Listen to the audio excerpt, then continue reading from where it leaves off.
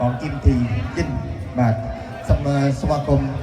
វត្តមានរបស់ខ្ញុំគឺប្រយោជន៍ទាំងអស់ដែលបានលះបង់ពេលវេលាដ៏មានតម្លៃបានអញ្ជើញមក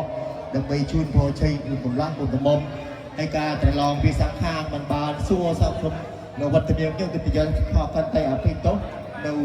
ពីតកូលឬខ្ញុំផងបាទសូមទាស្រ័យហើយជាពិសេសសូមជូនពរជ័យបាទសូមអញ្ជើញយើងក៏យើងទទួលនៅទៀត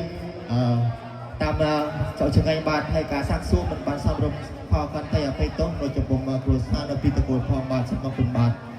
បាទដើម្បីបើកឆាកកំដរបញ្ញាកាសនៅថ្ងៃអាពាហ៍ពិពាហ៍ខ្ញុំបាទក្នុងនាមជីវិតទីបងរណកាវទីខ្ញុំដោះស្រាយបាត់ចំណងជើងថាខ្ញុំស្រីស្រីបាទសូមយកគិតចាស់រំសំស្ដាប់ដូចតទៅសូមអរគុណបាទ